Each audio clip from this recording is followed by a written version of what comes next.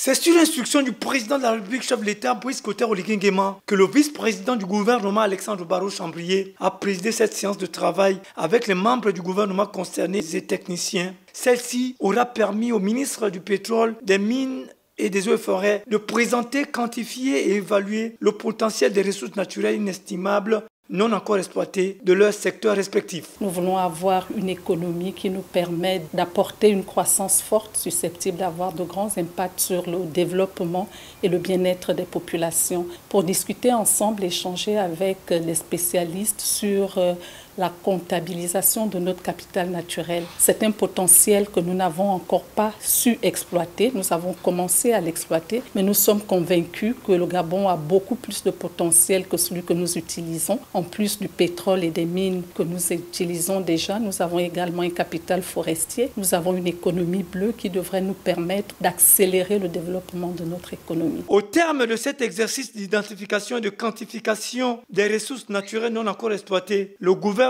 entend atteindre un certain nombre d'objectifs. Nous avons effectivement vu dans quelle mesure les différentes études qui ont été faites au niveau sectoriel pouvaient nous amener à avoir une meilleure appréciation de ce capital. Nous avons 6 piliers majeurs pour le développement de notre pays et chacun de ces piliers nécessite un investissement massif en infrastructure, en formation du personnel, en développement numérique et dans bien d'autres domaines.